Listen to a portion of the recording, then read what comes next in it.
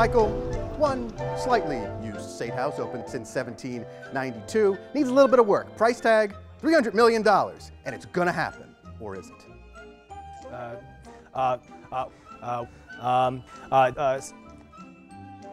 Might happen. Alex, on Tuesday, the State Capitol Joint Management Commission approved Governor Christie's $300 million plan to renovate New Jersey's Statehouse. While most agreed that the building, which is the second oldest capitol in the country and hasn't undergone a major renovation since the 50s, needs a significant upgrade, there's been a lot of disagreement about the process itself. The project was greenlit without legislative approval or much opportunity for public scrutiny. This is something that folks like Senator Lesniak have taken major umbrage with. Speaking of which, Senator Lesniak is joining us right now. Ray, take it away. How are you feeling the day after this whole approval process? I'm feeling very annoyed, needless to say. We're talking about spending $300 million of the taxpayers' money when the original estimate was $38 million.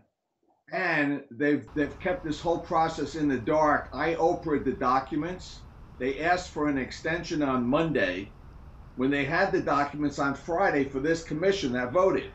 So I'll be in court. I'm not going to stop until I get a relook at this expenditure because it's way too much. Senator, I want to put the brakes on you right here and stop you. You're not a structural engineer, neither am I. How do you know $300 million is too high? I agree with you, $300 million is a big number, but specifically, what's wrong with that price tag? Well, specifically is the contract went out for a bid.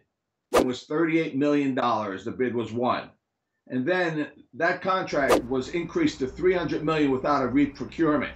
So there was no competition involved. That is sneaky, it's deceptive, and it's illegal. If you as a senator who we elected in this position have no reign on the cost and the use of our tax dollars, then who is?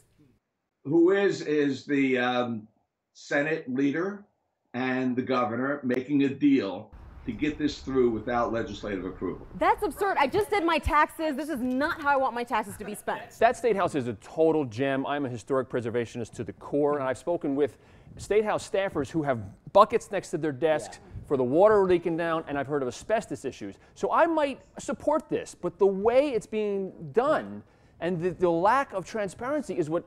It's amazing for me to oppose a historic preservation project, and they've managed to do it. It really reminds me of the way the gas tax all went down when they were trying to sign it as a vampire in the night. You know, it's very sneaky the way they went about this, but I just have a quick question. Lieutenant Governor Kim Guadagno said if she's in office, she would actually slash this project, and I thought that was interesting to hear that. But she got cold feet. We had a joint press conference scheduled for Monday to oppose it.